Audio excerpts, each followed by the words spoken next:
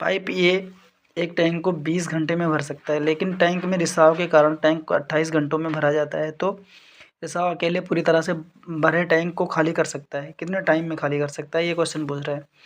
तो कोई ए है वो 20 घंटे में भर दे रहा है, लेकिन रिसाव के कारण यानी कि रिसाव दूसरा भी जुड़ गया। अब दूसरा जुड़ गया तो वो जब लग रहा है तो टाइम जो है इनका बढ़ गया है, 28 घंटे में काम हो रहा है।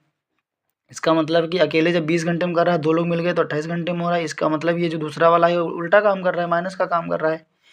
इन दोनों का लेते हैं एलसीएम, और इन दोनों का एलसीएम आता है 140। 20 सत्ते 140 होता है और 28 पंचे 140 होता है। तो ए अकेला काम कर रहा है तो 7 काम हो रहा है, और ए प्लस बी जब काम कर रहे हैं तो 5 काम हो रहा है। इसका मतलब क्या है कि 7 माइनस 2 बराबर 5। यही तो हुआ। अगर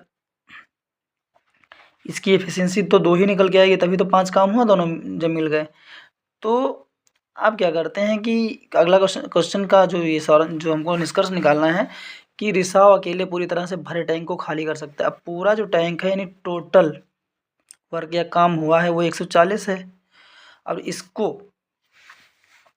खाली करेगा, रिसाव के कारण पानी कितनी देर में निकलेगा, तो जो इसकी एफिशिएंसी माइनस वाले की इससे भाग दे देते हैं। तो बी की एफिशिएंसी कितनी निकल के आ गई, यानी 2। 2 से कर देंगे भाग, 2 एक कम 2, 2 सत्ती 14, 1, यानी कि 70 घंटे इसका आंसर आएगा। अगला क्वेश्चन, नल एक्स किसी हौज को 24 मिनट में भर सकता है और नल वाई हौज को 36 मिनट में भर सकता है। दोनों नलों को एक साथ खोला गया, 9 मिनट बाद नल एक्स को बंद कर दिया गया। शेष भाग एक्स द्वारा कितना समय लगेगा भरने में। एक नल है एक्स और दूसरा है वाई। ये भरता है तो 24 घंटे लगते हैं, 24 मिनट लगते हैं, और जो वाई वाला भरता है तो 36 मिनट लगते हैं। इन दोनों का एलसीएम लेंगे तो 24 तियाँ 72 होता है और 36 दूना 72 होता है, यानी कि यहाँ इसकी एफिशिएंसी निकल के आएगी 3 और इसकी निकल के आ गई 2। अब दोनों x प्लस वाई बराबर 3 प्लस 2 बराबर, दोनों की एफिशिएंसी मिला लिए तो 5 हो गई। अब 5 यानी ये दोनों मिलके काम कितनी देर कर रहे हैं, 9 मिनट, तो बराबर काम कितना हो गया 45। अब 45 काम हो गया। कुल जो है काम था इनके पास 72 से जब 45 को घटा दिए तो कितना निकल के गया, 12 से 5 गया 7, इधर 6 बचा, 6 से 4 गया 2, 27 काम बचा। और जो 27 काम बचा इसको अकेला कौन करेगा, वाई ने काम छोड़ दिया 9 मिनट के बाद, एक्स करेगा। एक्स की वैल्यू है 3, 3 से इसको कर देंगे भाग, 27 को भाग कर देंगे 3 से, 3 एक कम 3, 3 9 27 बराबर 9 मिनट का समय लगेगा बाकी टैंक को यानी शेष टैंक को भरने में एक्स के द्वारा। ठीक, लास्ट वाला सवाल क्या बोल रहा है, नल ए बी तथा सी किसी हौज को क्रमशः 30 40 तथा 60 घंटे में भर सकते हैं। अगर ए बी सी तीनों को 4 घंटे एक साथ चलाया जाए, बाकी बचे हौज को सी कितने घंटों में भरेगा। बहुत ही आसान है, सेम उसी तरीके से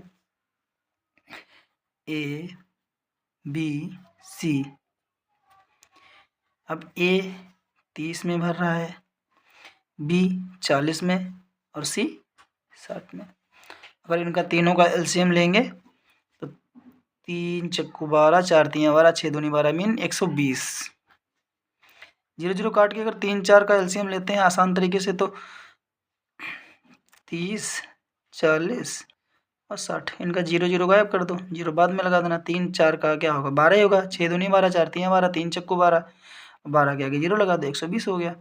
यानी इसकी एफिशिएंसी आ गई 4, इसकी आ गई 3, ये और इसकी आ गई 2।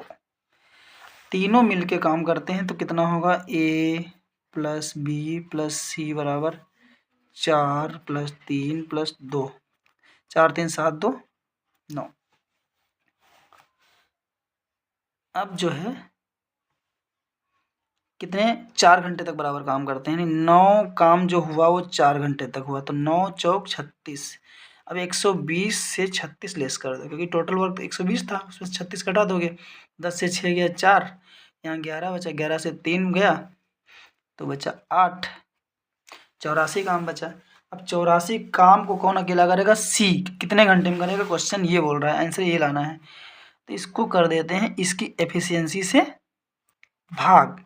सी की एफिशिएंसी कितनी है? 2, 2 चौके 8, 2 दूनी 4, यानी सी बराबर काम जो करेगा वो करेगा 42 घंटे लगेंगे। ये आंसर आएगा। ठीक है, कोशिश की बताने की और उम्मीद है आपको समझ में आएगा। बाकी के सवाल नेक्स्ट वीडियो में शेयर करते हैं।